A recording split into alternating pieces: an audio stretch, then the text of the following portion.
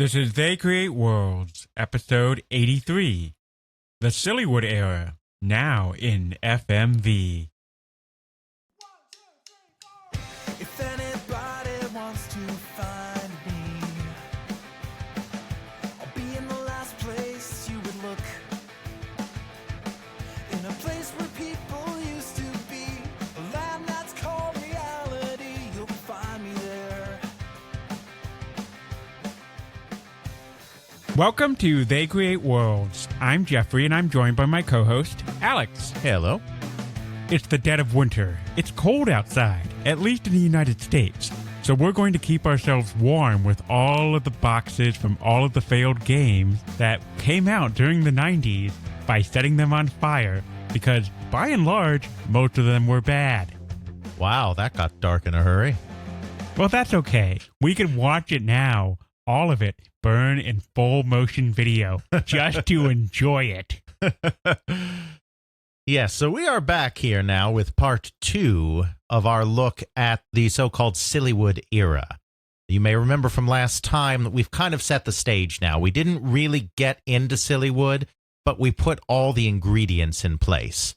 So just to kind of summarize that very briefly, you have a technological track going on, which is CD is coming in, CD-ROM is coming in, multimedia is coming in. On the other side of things, you have the industry itself becoming large enough that Hollywood is starting to take notice of the much higher royalties they're getting on licensed property. And you have certain video game companies, particularly companies like Cinemaware, that are starting to make their games a little more Hollywood-like. And that left you in a situation at the beginning of the 1990s where these two parties were, quite frankly, interested in doing business with each other. It was quite an interesting lead-up. A lot of the previous episode was really just showing and setting the foundation of what would lead to why we have the Silliwood Era, who are the major players that are involved, and pretty much the build-up and lead-up to, all right, we'll have Hollywood and Silicon Valley. They're both in California, so obviously they have to go have a marriage. That's right. The first couple of companies to get involved, really, companies that got involved very early on in this from the Hollywood side, were, I think it's fair to say, Disney and Sony. Now you're saying Sony, Hollywood, that's the Japanese company that makes the Walkman and later makes the PlayStation. And it's like, yes, that's true. But in the late 1980s, Sony also became Hollywood. And it goes right back to something that we talked about on our last episode, the VCR format wars.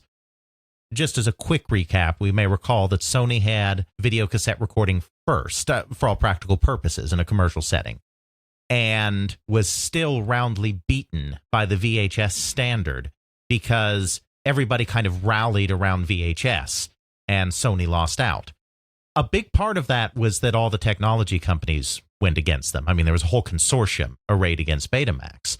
But the other side of that is, of course, you had the software producers. We're not talking computer software. We're talking the movie companies. And they also backed VHS by and large because that's the way the public was going. The lesson that Sony got out of this was that they could not be in hardware alone.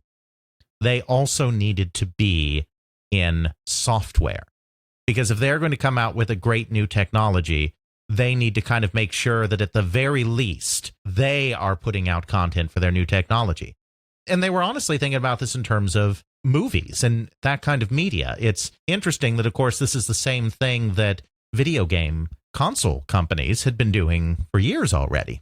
This is sort of the genesis of Sony Pictures, correct? That's exactly correct. So what they do in 1989 is that they buy Columbia Pictures, and use that as the basis for a new Sony Pictures company. Which is why we don't see Columbia anymore with the nice lady in the glowing torch. Right, she shows up sometime, but she is a part of the Sony brand. And they get into the music business as well. Sony Music. Exactly. And this all happens because they realize that they need their own quote-unquote software to drive hardware. they're already moving in this direction. And so in 1991, they decide to do the same thing in video games. And they decide to get into video games because they're seeing this trend. They're a CD company. They're big in CD-ROM. They're part of that consortium that's done all the Rainbow books. They know that this is coming. Philips is going about getting ready to introduce their own multimedia system, CDI. At this point, Sony has signed a deal with Nintendo. They signed it back in 1988, and they are also going to be working on a kind of multimedia system with Nintendo called the PlayStation. We're not going to do a Sony PlayStation episode right here and right now. That's a completely different time. But the important thing about this is they're working with Nintendo on this. Sega is about ready to come out with their own CD peripheral, and they're interested in banding together on stuff. And so Sony establishes a publisher called Sony ImageSoft in 1991 in the U.S. It's a U.S.-based group to work in this new multimedia field. Olaf Olofsson, the executive Swedish guy, is put in charge of it. This group, as I'm sure we'll see in a future episode, God knows when, is kind of part of the foundational group that PlayStation grows out of, but we're not talking about that side of the business. Sony ImageSoft is a publisher. They are going to license product and take, Columbia, TriStar, whatever product that they already have, and they are going to build games around it for this new multimedia. So that's Sony getting involved. Disney has a far longer, far more convoluted history with the software industry, and it's one we may even at some point in the future devote an entire episode to. So we're not going to go into all the twists and turns here, but Disney is a great case study in the kinds of forces that drive these media companies in and out and in and out of this computer software video game business. Disney, of course, is a company that understands licensing and has understood licensing for a very, very long time. It's a core part of what they do, so it's no surprise that Disney would get involved early when we start talking about computer software. I mean, they weren't really involved in the video game industry in the first wave, the VCS, the golden age of arcade games, all of that, because that kind of thing really isn't Disney. I mean, the idea, so many of those are shooting games. The idea of just you're shooting, you're killing, that's not part of the Disney image. That's not part of the Disney brand. But when you get to home computers, when you get to things like the Apple II, the Commodore 64, you're talking about something that has a perceived educational component to it as well, and something that could house software that is friendlier for younger or more sensitive children, which really fits more into the Disney mold. So they did, as early as 84, I believe, they established Walt Disney Computer Software. They primarily licensed. It wasn't really much in-house development. They'd have producers they'd license out. Sierra was one of the companies, for instance, that actually created Disney software in their earlier days. Can't remember if we talked about that in our Sierra episode or not. We probably mentioned it, but that's just one example. So they're doing this, and they notice that they're getting good royalties on it. This is the cycle that all of these companies go through. Since these companies are focused on other areas, they want their internal subsidiaries to justify themselves. I mean, if you have an internal software division, you're competing against toys, you're competing against video cassette sales, you're competing against the theme parks, if you're Disney. You're competing against the other areas of the business. If you're not pulling some kind of weight, if there's not a perceived value to the money being invested in that area when compared to investment in other areas, then companies don't really want to do that. Now, that doesn't mean that your video game division or your computer software division has to make as much money as your movie division if you're primarily a movie company. I mean, they're not comparing it like that. But they should be at least self-sustaining. The amount of money that I put into you should at least equal or exceed the money that comes out of you. Exactly. Otherwise, it's hard to justify moving into that area, because why are you losing money on something that is not a core competency of your business, right? That stands to reason. Unless it's part of some sort of like war chest. I want to take this guy out and move them out of the company or out of the business or out of the sphere. Exactly. That's the only viable case where that would be necessary. But even then, that's only for so long. Exactly. No, you're absolutely right. So what these companies usually do instead is they grant licenses. You grant a license, you are risking nothing. You are paying nothing. The other company is actually paying you for the privilege of using your IP. You have to hire a couple of guys, producers or whatever, to be watchdogs, and a couple of administrative staff maybe to make sure all the contracts are filed properly. But your licensing fees and your royalties are going to pay for those guys' salaries, no problem. So you're essentially putting no money on the table for that. Everything you get back from the other company is pure profit. Now, of course, the downside is they are just paying you a flat royalty of some kind. They are making the bigger profit. They're having to put in the costs of making it. They're taking the risk that the product fails and whatever losses come from that. But then they also get the bigger reward. So comparatively speaking, let's say for every $100 this licensee makes, I get $30, they get $70. Mm-hmm.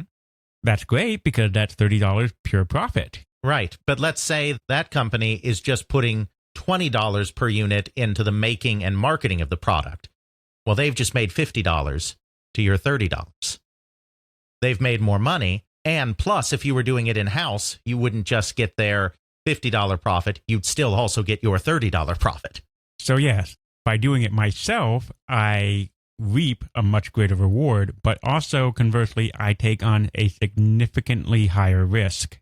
And you risk also, or not risk, but you also worry about sinking too much money into something that's not your core competency. So all of these companies, whenever they first start approaching, it's almost always through licensing. We have this great property. You know how to make games. Here's our property, make a game. Then they start getting money back. And if it's a period when the market is in an upswing, the video game industry is in an upswing, like say when the Nintendo Entertainment System first hits big, suddenly you have money pouring in and you're like, we're making this much money, but how much more money could we be making right now if we were doing this ourselves? All of it. Exactly. But then they invest and they start doing that and they're like, oh, whoa.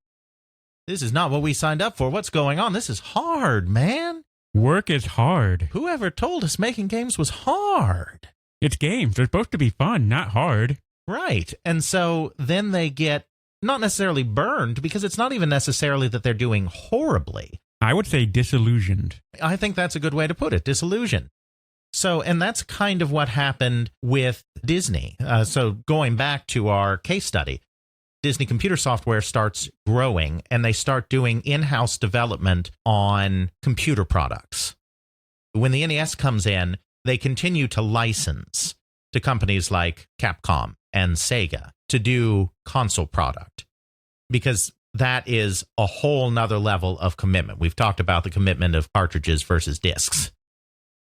But they're doing this hybrid where they do most of the computer stuff in-house and most of the console stuff out of house. Now, they still might license, or not license, they still might contract outside developers to do some of the computer stuff, but they're publishing it themselves.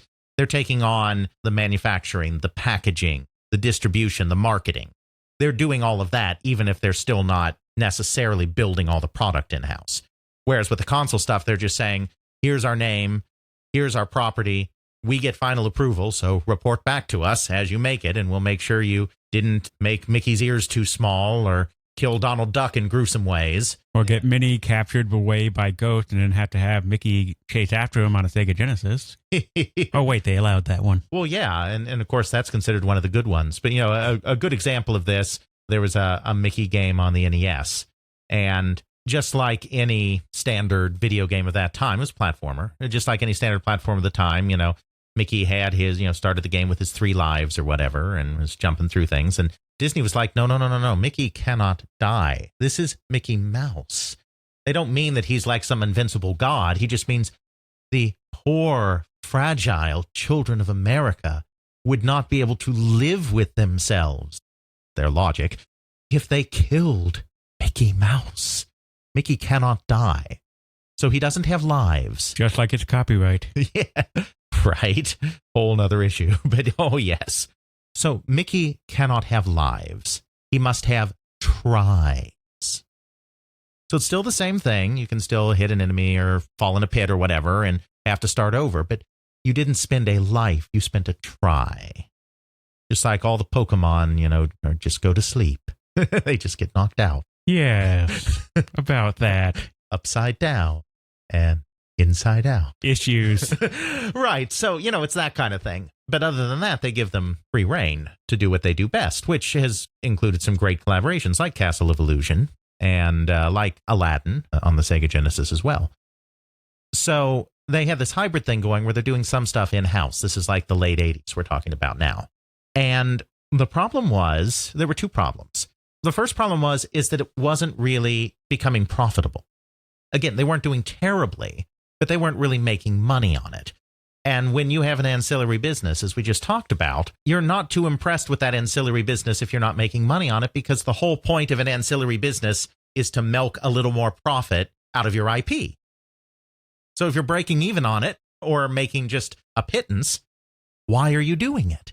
Right. If you are only making that same $30 profit and it costs you $70 out of that 100 in order to make it. Yeah. And that's mostly because you have to hire the talent. Mhm. Your talent doesn't know as much. You don't have an established team.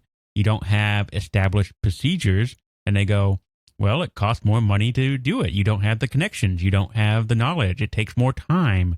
You have to do things the old-fashioned way because that's the established practice. You don't have the cool, awesome programmer who knows how to do things in the quick, easy way. Exactly. There could be a myriad of things, and there's ramp-up and setup costs to that. That initial startup cost is a lot. I got to come up with space in order to put those programmers and developers. I need computers, networking, hardware, software, prototyping, all sorts of things. Stuff that already might be a sunk cost for these other companies that have already gone through the process of, okay, how do I make a game for the Nintendo? Right. Fantastic. We've already gotten that sorted out with Larry's fantastic jumping game. Now let's make Bob's more awesome jumping game, and we don't have to go through the whole learning process we did with Larry. Yeah, absolutely right. So you had a division that was doing okay, but it wasn't really doing fantastic. Then it was also kind of lost in limbo, because once it started getting some profile, because even though it wasn't very profitable per se, it was getting profile, then there was a fight over who gets control of it within the company. Consumer products wanted it, entertainment wanted it. They have these multiple divisions within Disney, and video games have always been kind of known for straddling product categories.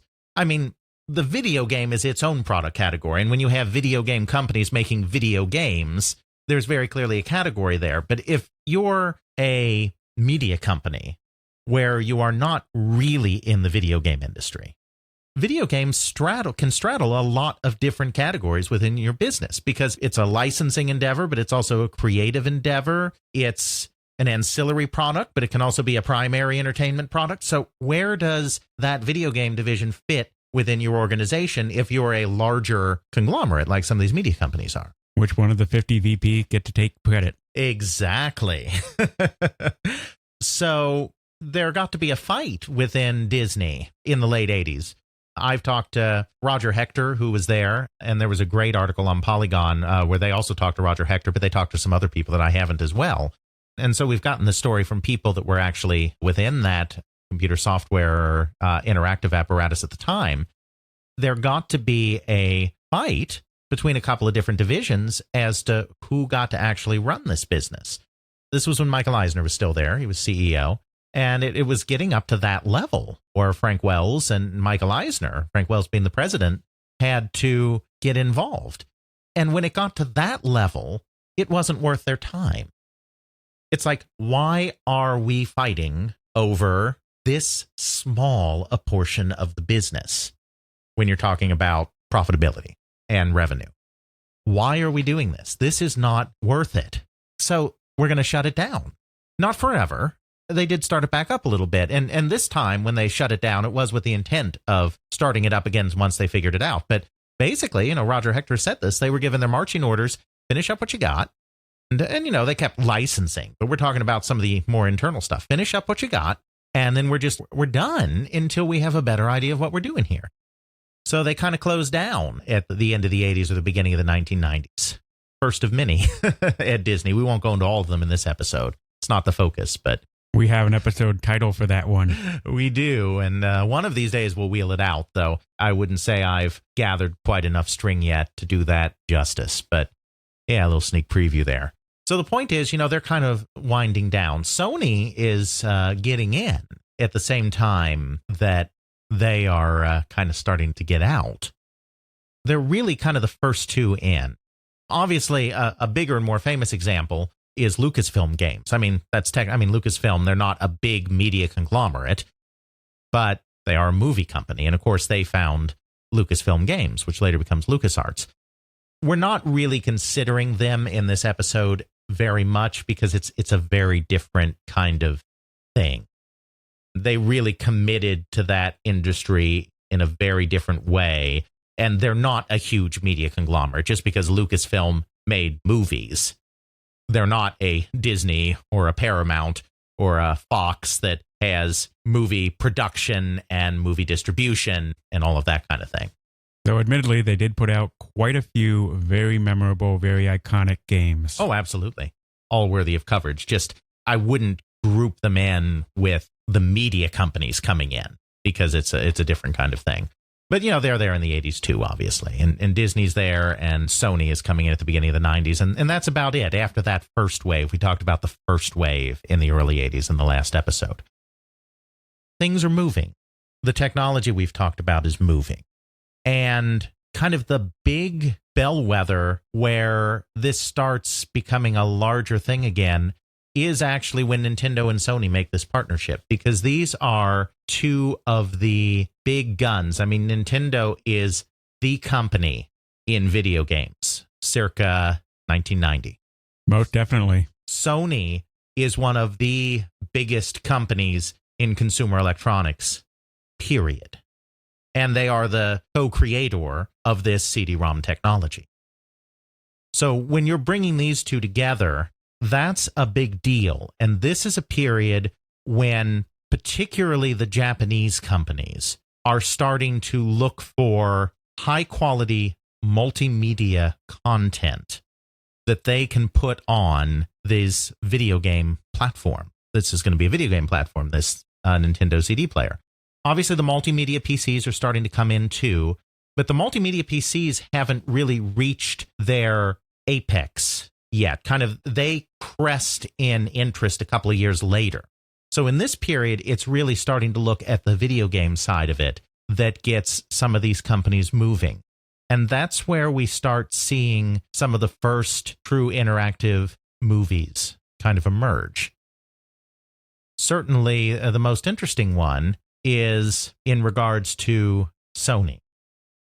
Sony is looking for content for this new PlayStation. They end up learning about these games that had been made for Hasbro in the late 1980s for a console that they never released. And it just so happens that the head of Sony in the United States, Mickey Schulhoff, his PR guy is the brother to some guy named Tom Zito. Sound familiar? Maybe. And so this guy's calling Tom and he's like, yeah, we had this, this weird discussion. And there was like, we learned about this game where you like shot bats in the sewers or something. And it was full motion video and we could probably use it. And Tom's like, I own the rights to that. I mean, what an incredible coincidence. I mean, you can't make this stuff up. It is amazing how a lot of things in life is just who you know. And so Tom, as we said at the end of the previous episode when talking about Nemo, Tom had retained the rights to everything and just locked it up in a warehouse. And now Sony's coming looking for it. And Zito, because his brother works for the Sony guys, realizes that they're coming for it. So they get together and they're able to start talking. And so Tom Zito's like, my future has arrived. This technology can now see the light of day. And he founds a new company called Digital Pictures. Now, this is right around the time that the Sony Nintendo deal is falling apart. So he never ends up signing with Sony because the whole PlayStation thing collapses. But this is what got him to get the technology out of mothballs and to get him to realize that somebody is interested in doing this. And so then once the Sony thing falls apart, he immediately turns around to Sega. Sega is launching very shortly in 1992, a CD-ROM peripheral for the Sega Genesis that they've done in conjunction with JVC. JVC, Japanese Victor Company, is another important Japanese consumer electronics company that has gone in with this consortium and is becoming one of the important makers of CD drives in Japan. So Sega, since Nintendo is gone with Sony, Sega has turned to JVC, which is probably the second biggest Japanese company at the time in CD drives. Not as big as Philips on a worldwide basis, but just in Japan. They've turned to JVC and they're going to make a drive because this is all kind of percolating.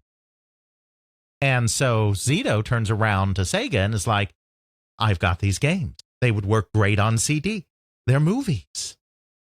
Sega's like, that would be great. So we are going to help fund you finishing these because, I mean, they were mothballed. They need to be converted to work on the CD technology and, polished up a little bit. I mean, that kind of thing. Updated, configured to actually work and play on a Genesis thing. So Sega agrees to help Digital Pictures get those things together, and Sewer Shark and Night Trap become launch titles. I think Sewer Shark may even be, is it bundled? I'm not sure, but they become launch titles on the Sega CD. And so this is one of the first examples of seeing some of this full motion video content be realized. It was actually stuff made in the 80s for video cassette, but now it's coming in because of this kind of excitement around CD that's been created by Nintendo and Sony and all of these companies, Philips, getting involved in this space. Which is also why, if you actually look at these things, it looks like someone decided to take something from the early 80s, late 70s, and decided that would make a good backdrop for this thing in the 90s. Right. It was a few years out of date. I mean, 87, 88 is about when they created them. They weren't necessarily creating them with the most state-of-the-art, big-budget stuff in 87, 88. So, yeah, I mean, of course, it would already look dated then. And now we're talking about waiting another 4 or 5 years before it actually sees the light of day. And so, yeah, you get a real situation there. But that's kind of one of the opening shots. And of course, Night Trap becomes very infamous because it becomes part of that congressional hearing in 1993 in the United States Senate. Mortal Kombat, with its digitized graphics, and Night Trap, with its full motion video, become front page national, even probably to some extent international news because of the Congress just a year later. So that's, one of these first moves into FMV that sees the light of day. I think kind of the big moment is kind of 1993. 1993 is when this whole movement crystallizes. And I don't think it's any coincidence that all the media companies start coming in the 93, 94, 95 period, because they see kind of what happened with some of the big product of 1993. And there are 3 products that stand out in that time period. First one is actually going to bring us back to that LucasArts company that I said we weren't going to talk too much about. And we're not. We're not going to talk about them in the context of the media company. LucasArts, I think it just changed its name to LucasArts. Some of these products might have started development under Lucasfilm Games, but it's right on the turnover. LucasArts had gotten involved in the console business. When they got involved in the console business, their publisher was JVC, Japan Victor Corporation, which we just talked about. JVC was, of course, getting very involved in this new multimedia space because they were a maker of CD drives, like the ones they were providing for the Genesis. They were also very involved in a Japanese computer called the FM Towns, which was really one of the first fully optimized multimedia PCs in the world, by which I mean It was a PC that was specifically shipped with a CD-ROM drive and with great graphics and sound hardware, like a complete package that was deliberately meant to be part of this new multimedia wave. I don't know if they supplied the CD drives for that or not, because it's Japan and I don't have as great a knowledge, but I do know for a fact that JVC was very interested in that platform. Through the JVC connection, LucasArts also became very interested in that platform, and they actually ported some of their adventure games and whatnot to the FM towns, even though that was a Japanese-only thing. That was not something that was in the West. Another company that was lured in on the FM town side of things was the British company Psygnosis, who we've brought up a couple of times before. Psygnosis was a very technologically savvy company, and they were very interested in the new technologies. They were looking at what was going on in multimedia with the CD-TV, which was a Commodore attempt at a multimedia package in the home. They were looking at what was going on in CDI. They were looking at what was going on with the FM towns in Japan. And they had some very clever folks. They actually figured out how to do a game engine where they basically digitized video and were able to kind of do flight simulation and some cutscene stuff in essentially real-time streaming, where they take real video, digitize it, do their voodoo with it. It's not straight full-motion video like something in Night Trap. It's still pixel graphics, but they look really, really, really realistic because the pixel graphics are derived from video. Kind of like the digitization in Mortal Kombat or something like that, but much smoother. It's a whole different kind of technology. And they created a demo, and this demo is online. We're going to put that in the show notes. They created a demo, I think on the CDTV, called Planet Side. And it shows this like fighter jet flying over this desert landscape. Just in the context of the times and the graphics available at the time, it looks absolutely amazing. So now I'm going to tell a story that I don't think many people know, because I have not seen it on the internet. Now, maybe it exists on some corner of the internet. I have not explored the whole internet. It's large. But I have not personally seen it on the internet. A lot of people think that PlanetSide was just a canceled Psygnosis product, just something that never went anywhere. But this is not actually true, because what happened is JVC saw this technology, and they wanted to use that technology on the FM towns and on other multimedia platforms that they were involved with, because they were kind of involved with Psygnosis.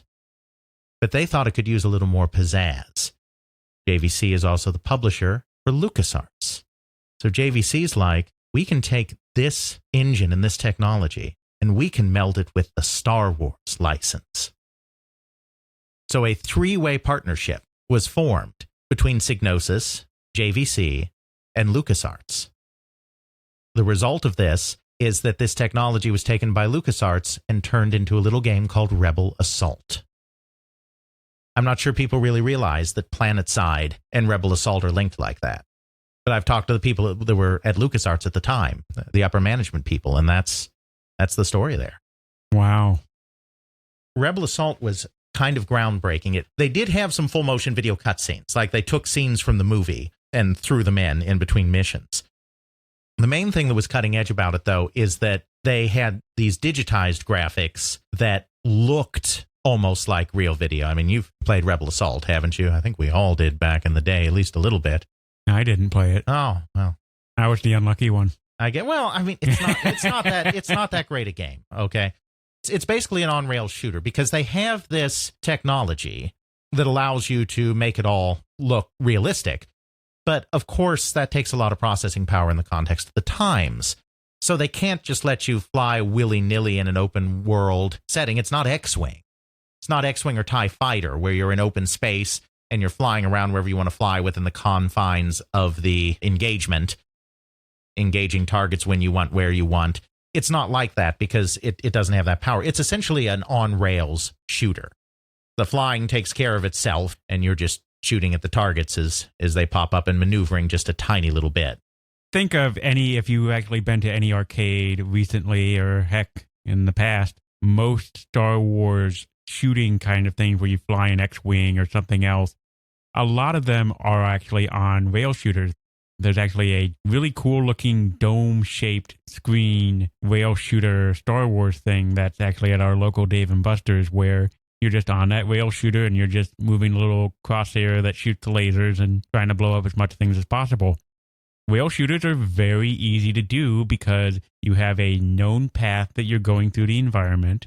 You can pre-render all of that so that you can just keep playing it. And the only asset that you're really adding or removing are just a few sprites of, okay, I have this ship coming closer to me. It's getting larger and larger and larger until it's shot.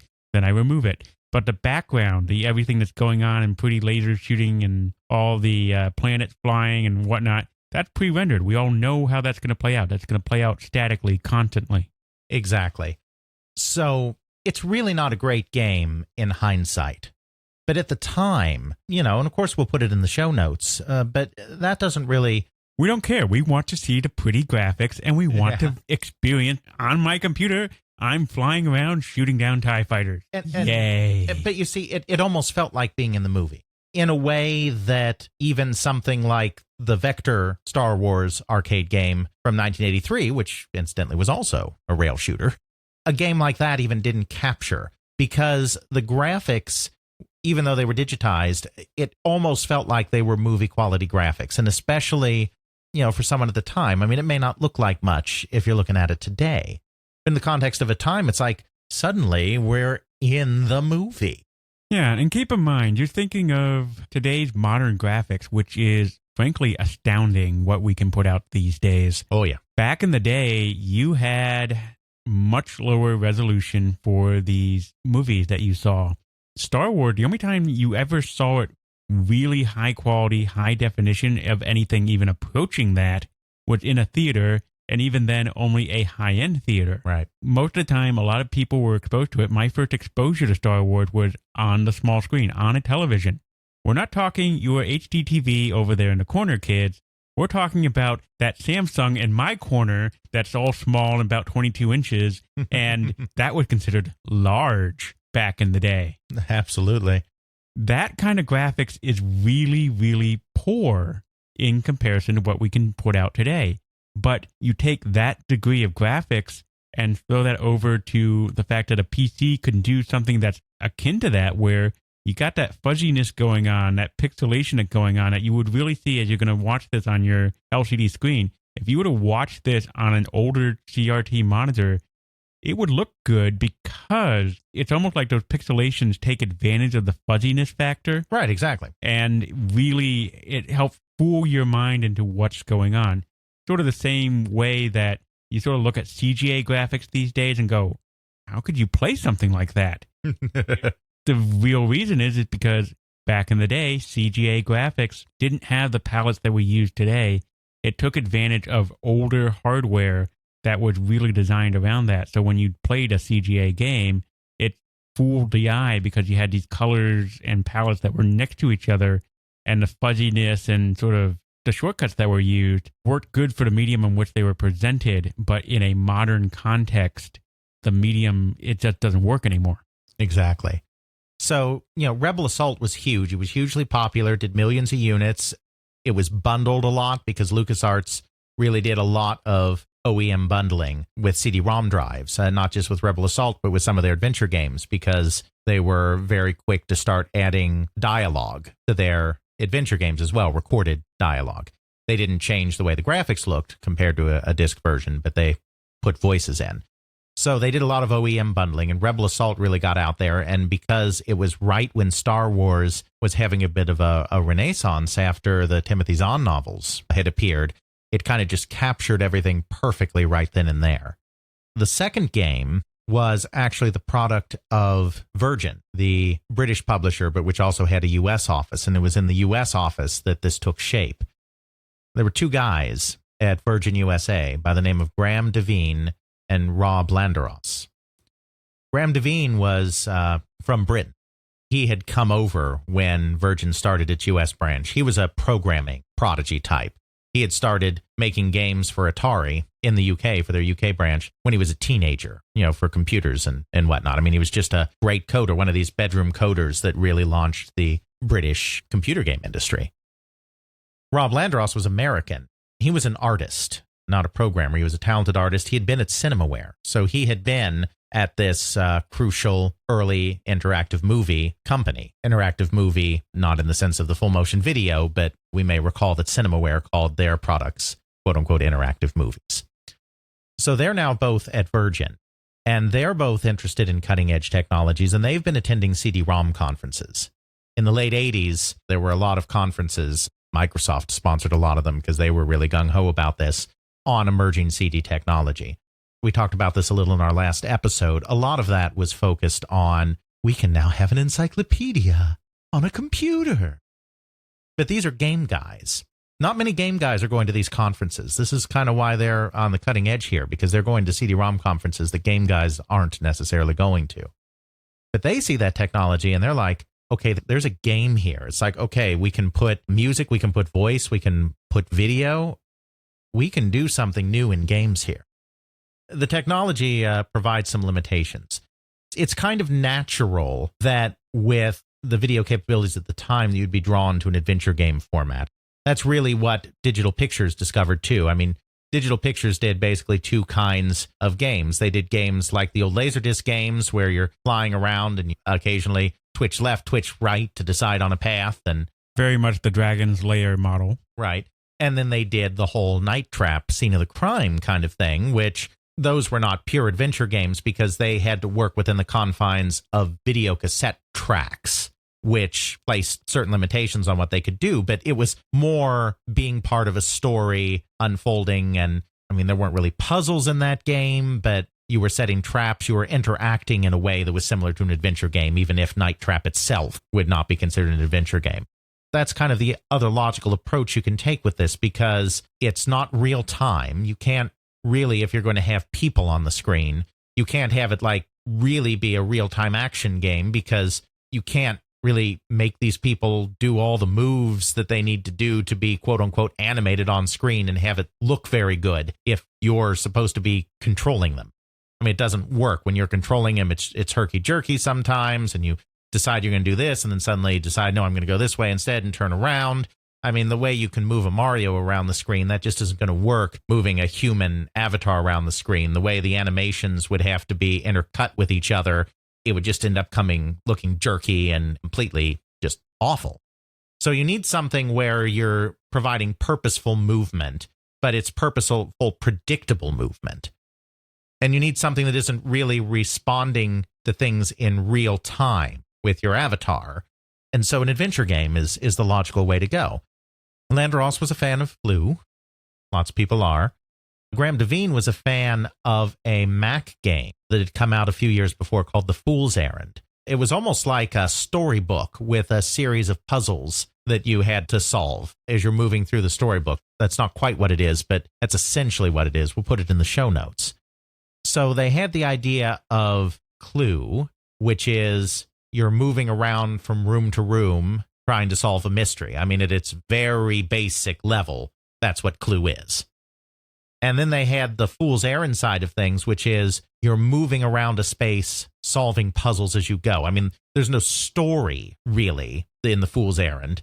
You have various puzzles, and you're going to solve them. And so they had that. And then they were both fans of Twin Peaks, which was airing at the time. This was about 1989 when they were coming up with all of this. Twin Peaks had this really surrealistic thing going on, and this really a lot of symbolism and a lot of dreamlike stuff and a lot of just weird stuff happening. And so they put this all in a pot and they're like, we can make some kind of interactive movie. I don't know that they use that term, but we can make some kind of interactive movie out of all of these elements.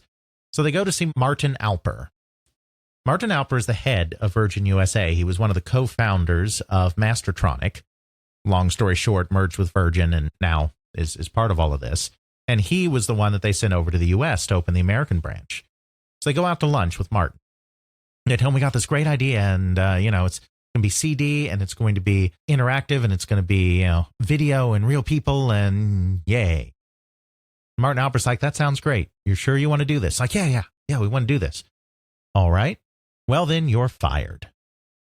And they're like, what? And it's like, this is a fantastic idea, but it is too big a risk for us to invest in-house.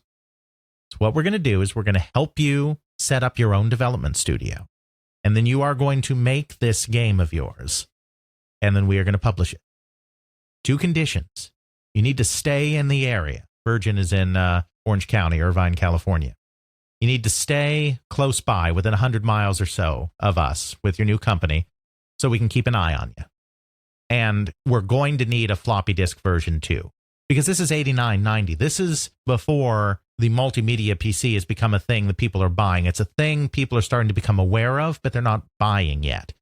When we bought games back in the day, we bought it and we had a stack of 20 floppy disks. Installing disk 1, installing disk 12. I'm going to go make dinner now, installing disk 20. Oh, look, it's the next day. You can now play your game. Right. So you're going to have to give us a floppy disk version too. Don't go too far away. Make us a floppy disk version. So they immediately relocate to Oregon. About that. Because they found a place they liked up there. And of course, they never get around to making the floppy disk version because they never could have made a floppy disk version. They decide that the game has to be constrained because of the limits of the technology. You can't be running through fields and forests and hills and whatnot. So they have to constrain it. So they need to put it in a house. I mean, this works well with the Clue inspiration anyway. They decide they're going to put it in a house. That'll make it a lot easier to work with the technology. Initially, they were actually going to use actual images, real images of a house and like digitize them so you had a real images, real photos essentially making up the house.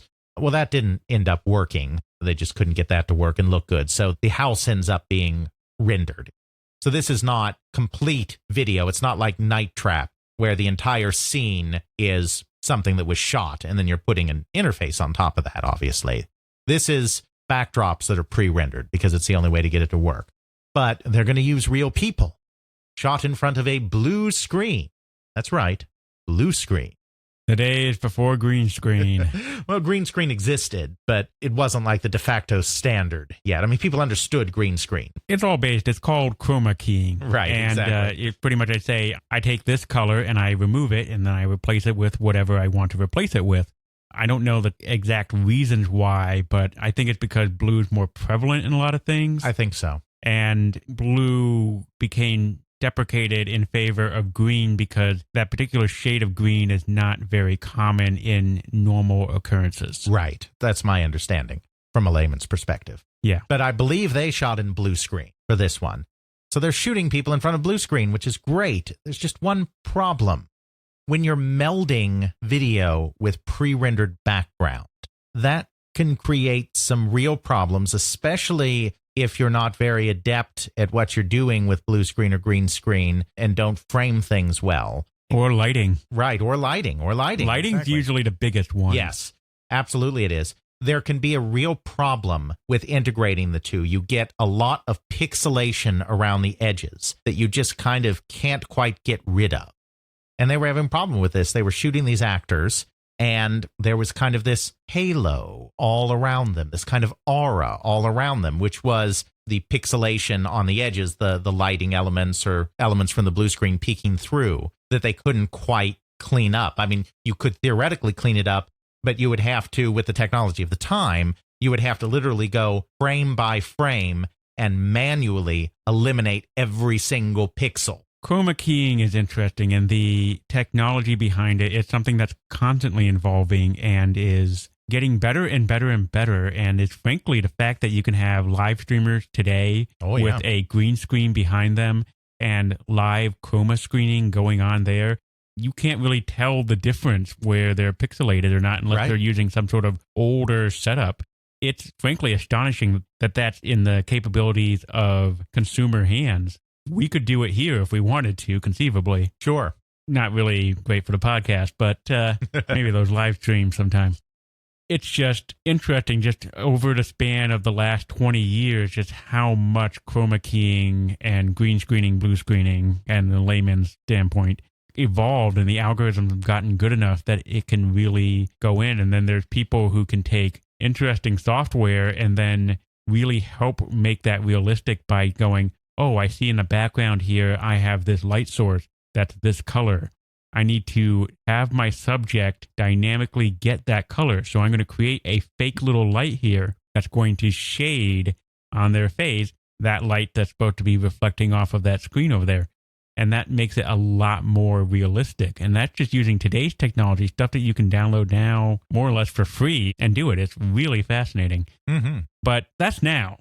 Right. Back then, it's hard. Exactly. The fact that you could even just have that happen at all was a miracle unto itself, let alone getting around a lot of these difficulties of how do I make those edges work? Those algorithms weren't really that advanced. Right. How do I make that lighting work? Well, you don't have the great computers we have now that can do ray tracing in order to fake that ray stuff. You have to really think ahead. As a producer, I have to go, okay, what is my background that's going on? Okay, Bob, I need you to have a light shining on her that is this color at this intensity, and we need this to go on now. That's something that a full movie studio needs to know and do, and even then, they don't do it that well back then. Exactly. You want an example of that? Look at a modern rendition of Hunt for Red October. Near the end of it, they're in front of literally a blue screen on a ship, and it just looks so jarring and bad today because they look distinctly different from the background. Right. They don't meld into it. Back in our old CRT fuzzy displays, that didn't matter so much because you couldn't see the detail. On a modern display, it's really, really jarring to see that. So you're having a game company trying to do that exact same thing, which is really advanced for the time, and they don't know about the things that you have to keep in context. Lighting, how the background goes on when you have a character there, so that you can have a character that looks like they're realistically standing and moving into that. Even making sure that you have a flawless screen, that you don't have flaws in your blue screen that leak through. Yeah, there's problems like that. And that's, again, goes back to the chroma keying algorithm. Exactly. So they ended up with footage that, in one sense, seemed unusable because it had this aura. It had this really bad pixelation along the edges. But then they thought, you know what? It almost looks ghostly when they have that halo effect around them. So we'll make them ghosts. And so instead of you being there with these people and interacting with these people at the time, you're learning what happened in the past as you solve puzzles. So this, of course, what we've been talking about is the seventh guest. Combining this idea of Clue with this idea of the Fool's Errand, where you're just going around solving brain teasers, and then putting a Twin Peaks just kind of surrealist twist on top, and you get the seventh guest. They hired a professional writer, and they shot actors, and they did the pre-rendering of the house, and they built the puzzles, and they mashed it all together into what was the first truly big interactive movie experience, I think it's fair to say. And that was a really good decision on their part. By doing the ghost part, you can then forgive the whole, it doesn't stick into the background, it doesn't look like they meld in properly because they're not supposed to. Exactly. It's a ghost. It's supposed to be insubstantial. It's supposed to stand out and be jarring. It's supernatural. It's scary. It's coming right for you. Press A. They're looking at me, Ray. He's harmless. It's okay. Just don't threaten him and it'll be fine. Ray. Ray. Ray! So you get the seventh guest, and it was right place, right time. 1993, right here, is where this stuff is first becoming technologically viable and where the technology is starting to become cheap enough, prices are falling enough that the public is starting to invest in things like CD drives and better hardware. Seventh Guest hits, and it's the first real interactive movie, FMV interactive movie as we think of them today. They did a good job of working within the limitations. I mean, whether the seventh guest is one's cup of tea or not is really immaterial. But the point is, since they kind of kept the gameplay to puzzles that you could have in any kind of game. I mean, it's basically just a puzzle game with FMV cutscenes as a reward, essentially. So, you have a puzzle game, and then on top of that, you have cutscenes. And even though the cutscenes look kind of weird, by making them all ghosts, you kind of explain away the weirdness. And that kind of works. So Seventh Guest is huge. Sells at least 1 million, maybe 2. And that's a PC. Right. This is a period of time when a PC game, you were over the moon if you sold 500,000, and most did not sell 500,000. We're talking about a game, PC in this era, selling 2 million plus. Exactly. Huge deal. And then, of course, the third game, which we've talked about before and won't go into its creation in depth here, is Myst. We will link the episode where we talk about Myst ad nauseum. Exactly, in our Bruderboon retrospective. Myst comes along, and it's different from these others because it's not really FMV. It's not like the Seventh Guest. I mean, you have the brothers in the pages that are kind of video, but the main part of the game is just that they produced these series of still images, pre-rendered still images that were just absolutely gorgeous and, as we talked about, felt photorealistic at the time. If you run it today, we won't belabor this again because we talked about it then. If you run it today, it doesn't really look photorealistic, but at the time, in the context of the times, it looked photorealistic. On a CRT, it certainly did. And that was kind of the killer app. Even more so than Rebel Assault and the Seventh Guest, that was the killer app. That really pushed CDs. That drove CD-ROM sales. You know, there's some debate. It's like, did everyone that buy it really actually play it? And the answer is a lot of them I don't think did. But it became the thing everyone needed to have, or everyone needed to see, or everyone really needed to know about. And so you have these products all coming in right there. And that's kind of when it hits boom. And it's like, oh my gosh, these games are almost like movies now. We should be involved in that. We shouldn't just be licensing to these guys. We've been licensing to them. We've been making money on licensing. But now is the time to do this because it's no longer a secondary competency. They have moved into our core competency. Between 1993 and 1995, they all spring up. Time Warner, owner of Warner Brothers, they had kept a stake in Atari. Well, they bought a controlling stake in Atari games. I should say specifically Atari games, and combined that with other media stuff that they were just starting up, and they formed Time Warner Interactive. Fox established Fox Interactive. MGM established MGM Interactive. Universal Studios established Universal Interactive. They're all interactive divisions. They're not games divisions because they're not thinking in terms of just games. They're thinking in terms of interactive entertainment, interactive movies. They're also, depending on the company, thinking in terms of education and productivity type products as well, not just pure games. Disney ramps back up. This is one of those many ramp ups. They do Disney Interactive.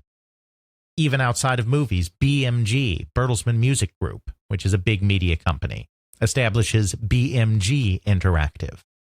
All of these media companies come swooping in about a 2-year period, and they all establish their own interactive divisions. How does that work out for people? Well, it depends on the company. Let's take Sony ImageSoft, for example. Remember, we're not talking about the guys that built the PlayStation when we talk about Sony ImageSoft. We're talking about a group that was founded in America to make games on kind of existing systems. They figured, okay, we know what we're doing. This is a CD-ROM medium. This is a multimedia medium. We know how to tell stories. We know how to get writers together. We know how to get plots together. They forget about that gameplay part. Game? What game? We are doing movies with interactive. If I can click in a movie, it is good. Right, because the movie companies are used to providing you a canned experience. The director of the film has control over the entire process. And that's kind of where they focus their energy, is on the places where they have control in terms of graphics and sound and script, such as the script was. And so they just figured, we can take a movie we've made, we can throw some cutscenes together and some graphics and sound together, and yeah, I guess we'll make some gameplay around it, and we have a game. They're not used to thinking about the experience of the consumer beat to beat in terms of the consumer having some control over the play experience. They're not used to fine-tuning mechanics. They're not used to creating engaging moment-to-moment gameplay. That's not their core competency. So a company like Sony ImageSoft never really makes anything very good because it's just outside of their core competency. Disney has a disaster because they create this Lion King multimedia thing. It's not a game, but this like multimedia activity thing. They're not very experienced on the technical side. It turns out that they were creating the game on a state-of-the-art computer rig that had a particular sound driver set up that most PCs, I think it was sound, but some kind of driver setup that most PCs, older PCs, didn't have. And so they released this game, Christmas 1994. I say game, it's not a game, it's an activity suite. But they released this software, Christmas 1994. All of these little Julies and Johnnies around the country open up and it's like, oh, Lion King. I love the Lion King. Install it for me, Daddy. And they install it, and it doesn't work. And the reason it doesn't work is it requires this particular driver or this particular hardware setup that is not actually required in the sense of you needed that for the game to function. But because the systems that Disney programmed it on had that, it ended up being dependent on that, even though it didn't need to be. And only people that had really, really new PCs had this. So you had thousands, tens of thousands, maybe even crying children around the country Christmas morning because they couldn't play with their Lion King activity software. I mean, my God, what a PR disaster that was. And how many returns did we get with that? It was just plain inexperience. It didn't have to be that way. It wasn't because the product was rushed or super buggy or anything like that. It's just they didn't know what they were doing, so they ended up requiring something that didn't need to be required that most PCs didn't have. I mean, it was just pure dumb stupidity, quite frankly. Yeah, or just as he said, just lack of knowledge on how the system works. And it's not like modern PCs where a lot of it is a lot more homogenized now. Back then in the 90s, it was really a problem where you had to pay some close attention to what the requirements were for a piece of software and make sure you had the hardware in order to support it. One of the ones that comes to mind in my mind is a co-math chip that had to be on a processor, and that was introduced at some point. You needed that for certain games to run, and then you didn't have it, you couldn't run it. Right. Yeah, I think the 486 had a co-math. Yeah, I think that's when it was put in. Yeah, I believe that's accurate. Maybe that was even the thing on the Lion King. I can't remember now. But yeah, the point is exactly, trying to navigate PC configurations was not for the faint of heart. And if you didn't have people that were used to that and knew how to tailor a game to be playable on the broadest number of setups possible, then you had a problem. You know, Disney had some successes in these years too, but that was an example of a really bad failure that didn't need to happen. Other companies were a little more savvy. Universal was very smart. And I think Universal was very smart because one of the high-level executives at MCA Universal was Skip Paul. And Skip Paul had come up as first legal counsel and then president of CoinOp for Atari. So this is a guy that had actually been in the video game business in a very real way. And then because Atari is part of Warner, he kind of used that connection. He kind of catapulted himself out of video games into the larger entertainment field and ended up becoming a big wig at MCA Universal. What they did there instead is they did something very smart and something that more media companies should have probably done. They went out and got real experts in the video game industry, like Mark Cherney being a great example of that, the creator of Marble Madness, and of course, more recently, the lead architect on the PS4. Brilliant guy. They got guys like Mark Cherney to be producers at Universal and had them go out and find content and find good content creators that just had good game ideas. Universal didn't try to do what the Sonys of the world and what the Foxes of the world and what the MGMs of the world tried to do, which was, okay, we're just going to translate our media properties into games. We know how to do this because we know how to plot things and we know how to do art, so we can do this. And then it just falls apart. No, they took the other track, which was, if we're getting into games, we're not going to worry about adapting our property. We're just going to find good product and we're going to sell it. Two of the first groups they signed, Insomniac and Naughty Dog. And, you know, they were both starting out. Those were both studios that were essentially starting out at the time, released a game or two before that, but were essentially starting out. Universal signed both of them. They didn't buy them. They signed them to development deals, gave them space on the Universal lot, and then said, make us some games. And what did they get out of that? They got Spyro and they got Crash Bandicoot. Those were two of the very important early drivers on the Sony PlayStation. Lots of money there. Exactly. So, they took a more pragmatic approach. And then they also invested in Interplay. Interplay Productions, the publisher. They didn't buy them outright, but they bought like a 20% stake in Interplay. So they got in what I think is a smarter way. They weren't trying to just adapt their properties in. Companies like Fox and Sony really got into trouble with that. MGM decided very quickly that they were not going to make their own product. They were just going to license. They created an interactive division, and they were like, oh, wait a minute, we're no good at this, so we'll just license. BMG made a go at it, but they ran into that same thing. They didn't really have the stomach for it. They were just like, everyone's getting into interactive, so we should get into interactive. And, they put out some games, and then they were like, well, this isn't doing much, so why are we in this business? And then they sold out. And, of course, one of those games that they put out was a little game called Grand Theft Auto, because they had bought the rights to that and then ended up essentially giving that away. I mean, they sold the properties, but I'm just saying, this was Grand Theft Auto, not Grand Theft Auto 3, which was the huge one. But it's like if BMG had maybe stayed the course, maybe they're the company that makes Grand Theft Auto 3. Mm-hmm. Certainly the Hauser brothers came out of the BMG side of it. So, I mean, they had the Hausers. They had all of the ingredients within themselves that would eventually lead to Grand Theft Auto 3. But they got rid of it because, they did it a couple of years. It's like, whatever. This is doing a little. It's not doing much. Why are we here? And then they get out. And that's really the problem of the entire situation, is that you have these companies who don't really understand that setting up a new business like this, it is a new business where you have that ramp up time, you have that investment. You're going to lose money or barely break even for at least 3 to 5 years before you're fully established. Right. If you're not willing to commit, you're better off not going in it at all.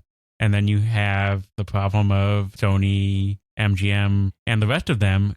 And they're really the reason why we have this vision of the Silliwood Era being just a bunch of junk games with movies and a little bit of clicky things. Exactly. Sort of like, oh, yay, I get to play Tremors, the video game, Right. where I click to destroy the snake thingy in the forest or whatever. Yeah, and, Fox did an Independence Day game. And it was just really generic flying missions. And then in between them, you had cutscenes from the movie. Really all it is. Yeah, it's like... It's just sort of like, let's take this really poor click thing and slap some movie in it.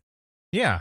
These media companies oftentimes thought that would be enough. I mean, a few of them did other things, like Universal doing, Crash Bandicoot, but there was a lot of that going around. And, the other thing with licensed properties, and this is a problem that you get with when they're licensing to the video game professionals as well, not just when they try to make them themselves. You can only start work on a licensed game after you have a certain amount of material already in existence. You have to wait for a script to be done. You have to wait for some basic work, pre-production work to be done in terms of sets and props and costumes, because you have to know what your basic story is and you have to know what your look and feel is. Well, by the time you know all of that, you're probably only 7 months out, maybe, from the release of the movie. And you have to release with the movie. A licensed product that's tied to something current has to release at the same time as that, or it's no good, because the whole point is the company doesn't want to put any extra marketing muscle behind selling this game. They want the game to be sold on the strength of the movie that's out at the same time. In order to finish in time, by the time you have everything you need to be able to make the game, you're really cutting it close once you get into this period of more technological complexity and bigger team sizes. A little 8-bit game, that's fine. I mean, dashing off an 8-bit game in 5 or 6 months is pushing it, but you can kind of sort of do it. 16-bit, 32-bit, 32-bit, Yeah. 64-bit, no. Yeah, it's just not going to happen.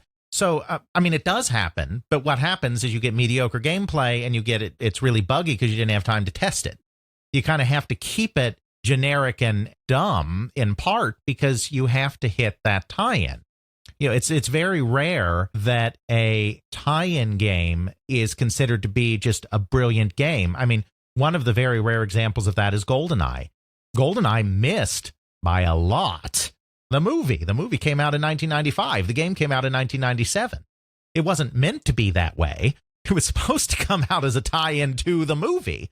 But, it got behind, and it's Nintendo, and Nintendo doesn't care, so they let Rare keep working on it. And so, of course, GoldenEye became a classic game, but that's only because they were allowed to completely blow their due date on getting that game done in time. Imagine if they didn't have that extra 2 years to work on it, what kind of horror we would have had. Exactly. You would have gotten a really lame Virtua Cop clone. GoldenEye started as essentially a Virtua Cop clone that would have had no multiplayer because multiplayer was added in very last minute. Nobody would have remembered that. It would have just been another in a long line of blah movie tie-in. The multiplayer is what really gave it its staying power. Exactly. We had late night friends for like a good year or so or plus playing GoldenEye together as friends. 4 of us, we'd have tournaments going back together, different modes back and forth. If we had the ability of hooking up 2 N64s to play 8-player, not that was possible, but if we had that capability, we would have done it. Oh, yeah. And, that game was only so great because it wasn't stuck on that timetable. So it was a combination of an expertise problem and just a timetable problem. You just couldn't do it. And, yeah, it was just a mismatch. This idea that movies or cutscenes with real film footage was going to be the thing that wowed people because it just seemed so fresh at the time. And then, of course, on the video game industry side, you had your wannabe movie makers being like, oh, my gosh, now I can make movies. And so from the video game side, you had this rush to interactive movies, or at the very least, movie cutscenes. You had the Wing Commander games. Chris Roberts really wanted to be a filmmaker. And so with Wing Commander 3 and Wing Commander 4, he made them interactive movies. And they were really good, though. So they worked better. Now, Wing Commander 4 was especially good, in my opinion, because they did a better job. Well, so it's kind of weird. Let me back up on that. Wing Commander 3 had a really good flight model. The interactive movie portion of it was fine because they got real actors, which a lot of these didn't. They got Mark Hamill and Malcolm McDowell, John Rhys Davies, and even a lot of the minor parts were played by character actors in Hollywood that you might not know their names, but you'll see them on TV and it's like, oh, it's that guy. Hey, I saw him in Wing Commander, But, the cutscenes weren't very well integrated and the plot was kind of eh. I mean, the overall story wasn't bad, but like the minute-to-minute plot was kind of eh. And then Wing Commander 4, they integrated the video better and had more interesting cutscenes, but the gameplay suffered a little. It still had okay gameplay, but, the flight model and everything kind of wasn't as good in 4 as it was in 3. They didn't spend as much time on that. But they got the balance closer than a lot of them did, because they did at least make sure to still have a solid gameplay element that was completely separate from the movie part of it. The movie part of it did not intrude on the flight part of it. And that was important. It was same in Command & Conquer. The Command & Conquer series became known for its very over-the-top, very cheesy cutscenes. They did not use the same caliber of professional actor that Wing Commander used. But they gained a certain popularity because they embraced their cheesiness. I mean, they knew it. So you're almost kind of winking at the camera. But again, those cutscenes were completely separate from the gameplay that was going on in a Command & Conquer real-time strategy game. Important to point out here that they had really solid, good game to go off of, and the video is the icing on the cake, as opposed to these other cases where the video is the cake and the gameplay is the icing. Exactly. So you see both sides of this Silliwood Alliance kind of coming at it from a different way. You have the movie companies being like, we'll do some really good movie stuff, and then we'll throw in gameplay, mumble, something, dark side. And then you have the video game people that are like, we'll get a good solid gameplay going, and then we'll put some, movies or something, dark side in there. Or you have someone like Chris Roberts who actually does a good job of balancing both. Of course, unfortunately, that led Chris Roberts to believe that he actually was a filmmaker, and then he made Wing Commander. Very interestingly, after that, though, he actually became, for a time, a very successful movie producer. He tried to write and direct Wing Commander, and that was a disaster. But then he became a movie producer for a period of time and actually had some successes. So, So really, his talent isn't so much in the directing and writing of the actual stories that are going on here, but really getting the right people together in order to execute his vision. Yes, at least in that instance, the jury remains out on Star Citizen. Yeah, when did that come out again? Soon. Oh, yeah. I did not contribute to that crowdfunding, for the record. So, yeah, and then, you had the stuff that really didn't blend so well. So, adventure games really went this direction. They're kind of following the lead of Seventh Guest and Myst, and they really move in this direction. And the company that really kind of leads the way there is Sierra Online. And, of course, we talked about this in the context of Sierra. We don't need to go into huge detail on it again, because we did that episode. But the point is, Sierra was a company that was always on the cutting edge of multimedia. They were getting into EGA when everyone was still doing CGA. They were getting into VGA when everyone was doing EGA. They were doing sound cards before anyone else. They had some of the first games on CD-ROM. They had some of the first games that used modems. I mean, they were always on the cutting edge. So it's no surprise that they decided to make an interactive movie as well. Production value-wise, they really raised the bar. Seventh Guest is 93, Phantasmagoria is 95. You look at those two games side by side, which you can do, of course, with the help of our friendly neighborhood show notes. There's going to be a lot in the show notes. I'll probably be throwing in stuff about the CGA and how that works and all the other little weird technical stuff for those who might be interested. Sure. But it's amazing to think that those games came out only 2 years apart from each other. Part of that is that they used a more professional film crew. I believe they did use green screen rather than blue screen. And I'm pretty sure Seventh Guest was blue screen. But the other thing was, and Roberta Williams herself said this, Roberta Williams just became an absolute slave driver and was tyrannical about making her staff erase every last pixel around every last frame of every last person moving around. They put in the extra effort to get rid of all of those pixelations and all of those auras and halos around the people. And if you're willing to put in the effort, it's going to look good. So you got Phantasmagoria, which looks great and has a perfectly acceptable B horror movie plot. The acting is not great because most of the actors are not high caliber actors, but most of the acting is not disgraceful either. I mean, it doesn't make you just sit there and cringe like Tommy Wiseau in The Room or something. There's someone on the couch over there. Oh, hi, Jeff. Hi, Mr. Friendly Type Person. How are you doing there? But it's better as a movie, though, than a game, because she deliberately made it easier than a lot of her other adventure games, because they knew that full motion video was bringing in fresh blood. Like this whole multimedia piecing was bringing new people into computer gaming because of a couple of reasons. Just the idea that it's more familiar to something you see in movies or in television makes it more inviting or more comforting for people that aren't into technology already. But also there's this whole multimedia PCs are the future of education thing, and do you want your child to be left behind, that are causing people to also buy these computers. So she knew that a game like that was going to attract new blood, so she deliberately dumbed it down and made it very easy. She didn't have to make it as easy as she did. You kind of got that dichotomy going. You had games that were simplifying. I mean, Myst was simplifying too. I mean, some of the puzzles took a bit to work out, but in terms of the interface, just click, one mouse, one mouse pointer, click everywhere. You know, you don't have the parser. You don't even have like a SCUM engine set of verbs. It's just here's screen, here's pointer, click on things and see what happens. So you kind of had a dumbing down of gameplay that accompanied these interactive movies. And some of that was limitation of technology, but some of it was just, if we're bringing in new people, we want to make it accessible. And so interactive movies just went on a path that just got kind of boring. Where does this leave us on the Silliwood era? Let's sum up a few things. It was very important. It did change the industry in a couple of different ways. The media companies did, for the most part, all get back out. BMG left, MGM left, Fox left. Universal, basically, Universal had contracts with companies like Insomniac and Naughty Dog. But the flip side, the downside of the way they did things was once those initial contracts were up, Sony was basically like, so Insomniac and Naughty Dog made these games. Insomniac made Spyro, Naughty Dog made Crash Bandicoot.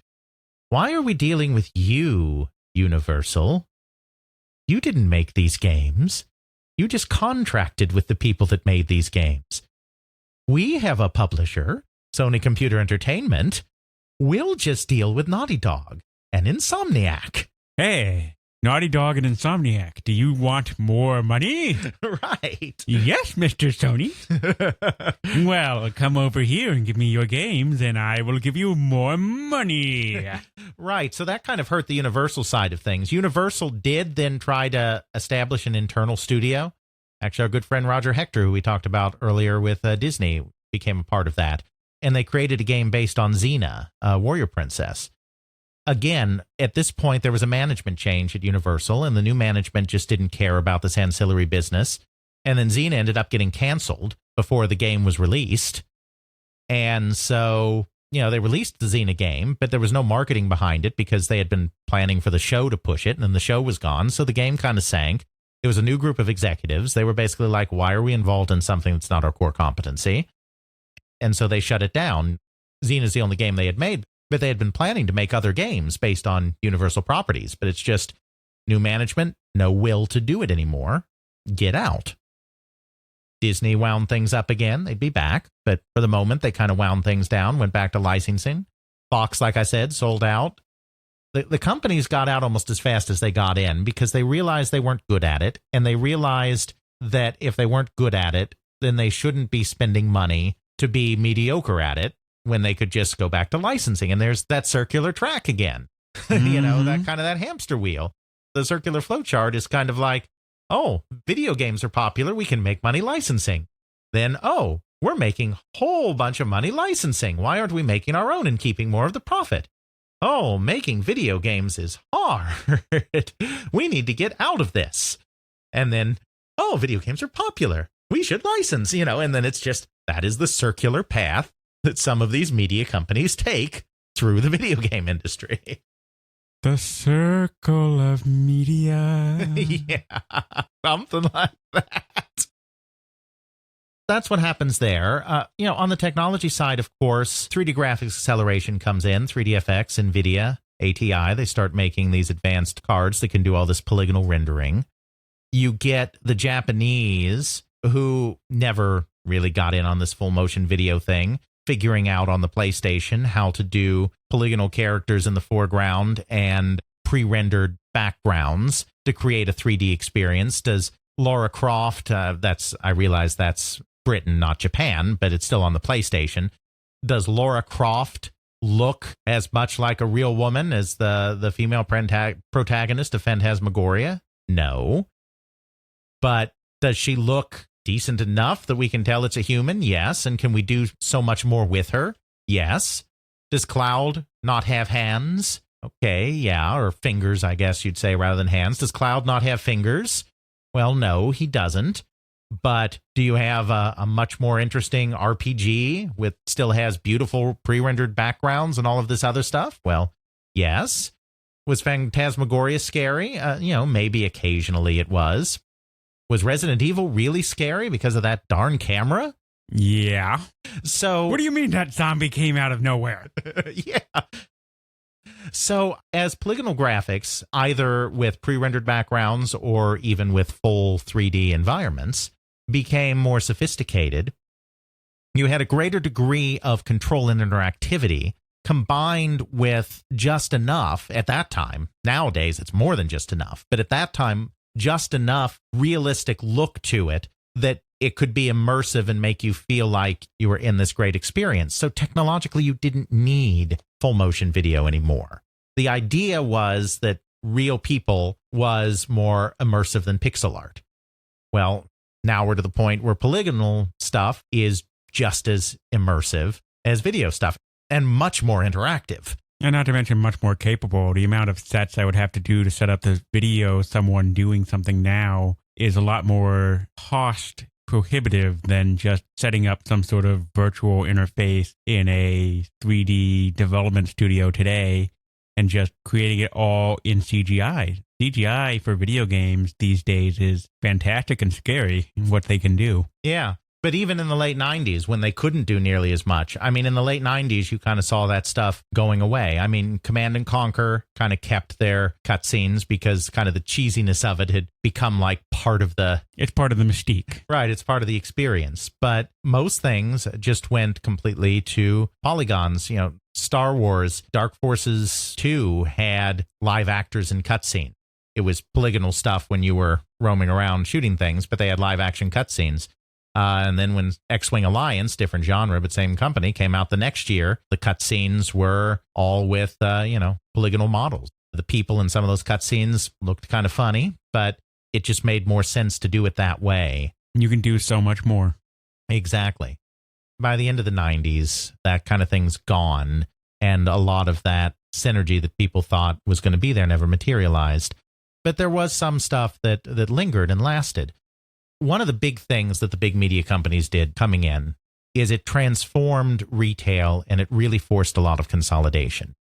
A video game company or a computer game company, and this is really much more on the computer game end, stuff for PCs, than on like the video game on the console end.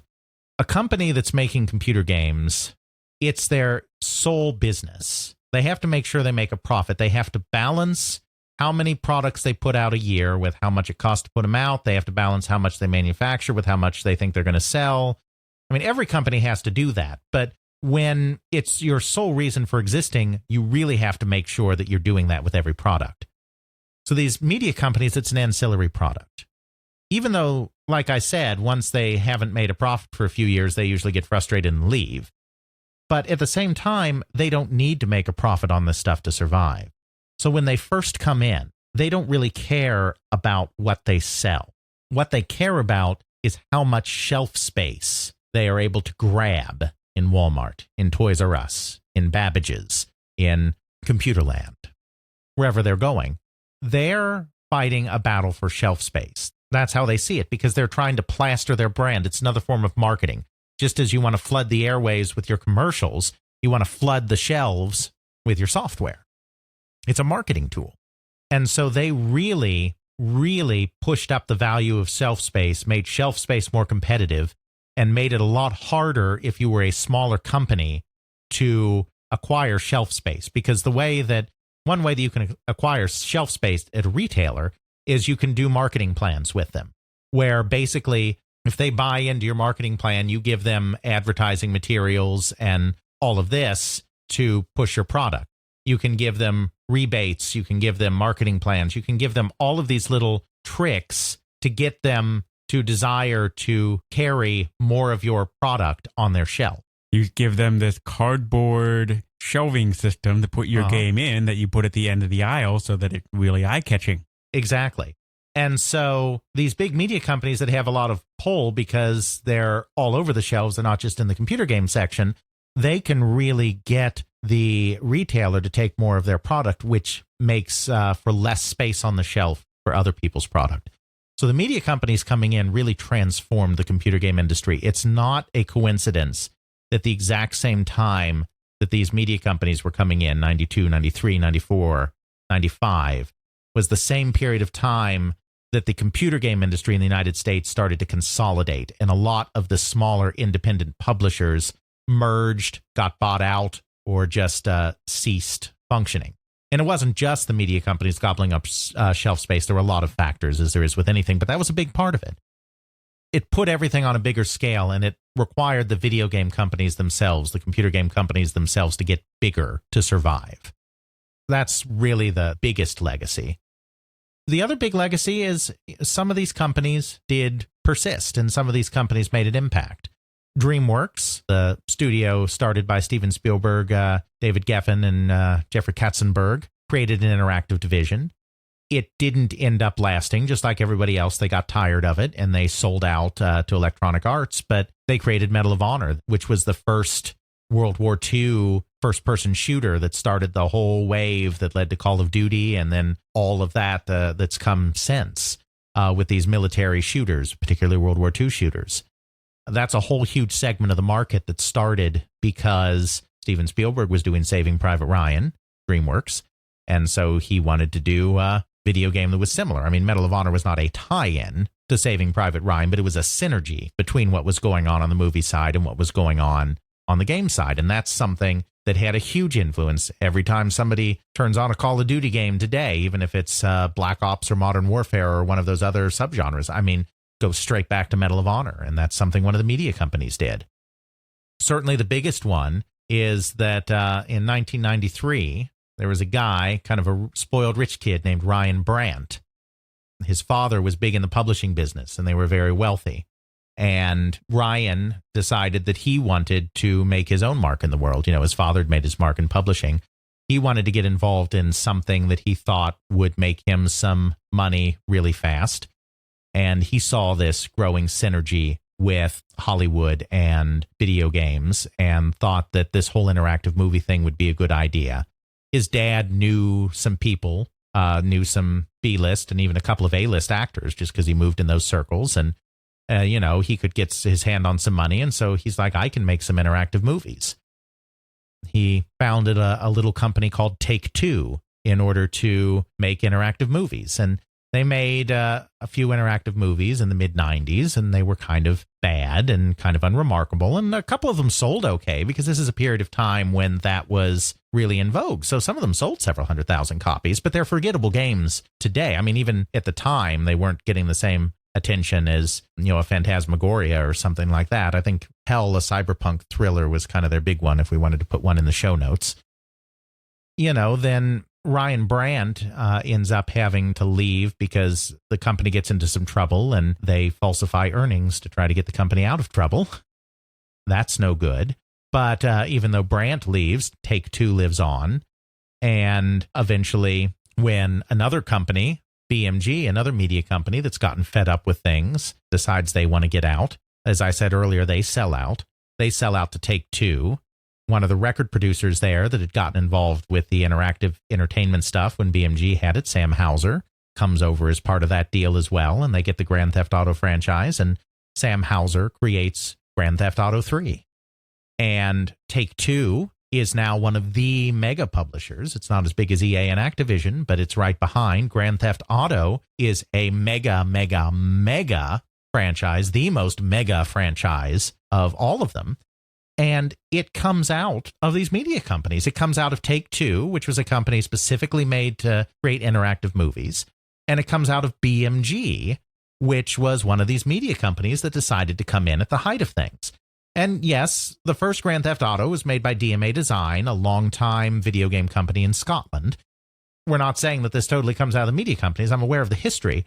But it's Sam Hauser and his brother Dan that really transform Grand Theft Auto into a phenomenon through Grand Theft Auto 3 and Vice City and on and on. If you get right down to it, I mean, you can kind of say that if there's one truly positive legacy of this period, it's the Grand Theft Auto franchise, because the Grand Theft Auto games from 3 on, that is really the promise of the interactive movie. That is the real promise of melding Hollywood ideas and cinematic ideas with good technical design and good gameplay. Grand Theft Auto is not an interactive movie, obviously. That's not what we consider it. But really, that is kind of the lasting, that is really what I think all of those companies that we're trying to band together, we're trying to strive for. So if nothing else, I think it's fair to say that the Silliwood Era was a big part of the genesis of Grand Theft Auto, and in that sense, still lives on and still impacts the video game industry today. All right. Well, that pretty much covers everything with them, and I think we're running out of games to throw in the fire, so I guess we'll have to figure out what we're going to talk about next time. So I thought we'd do something a little different. So we do something different every time? Well, you know, different in concept. And go back to the very early days, the pre-commercial days. We've dabbled in the pre-commercial days a little bit here and there. And talk about the genesis of computer game entertainment, games on computers.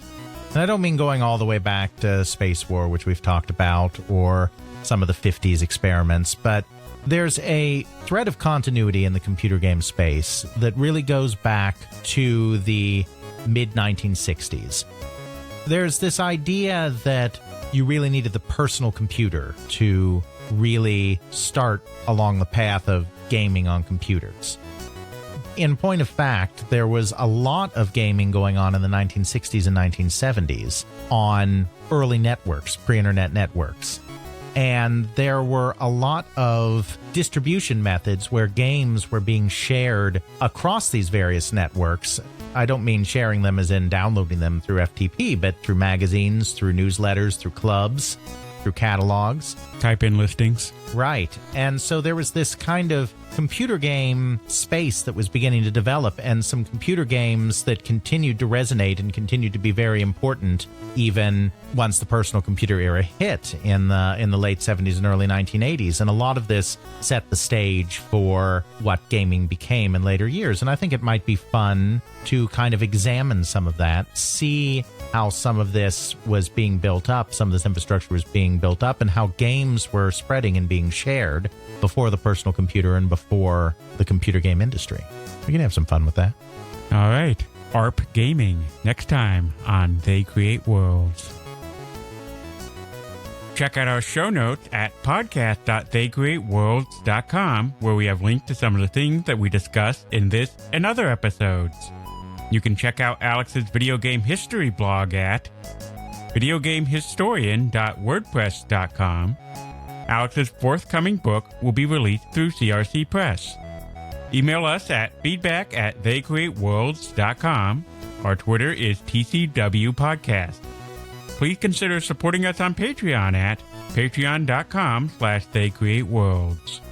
Intro music is Airplane Mode by Josh Woodward, found at joshwoodward.com/song/airplane mode, used under a Creative Commons Attribution License. Outro music is Bacterial Love by Roll of Music, found at freemusicarchive.org, used under a Creative Commons Attribution License.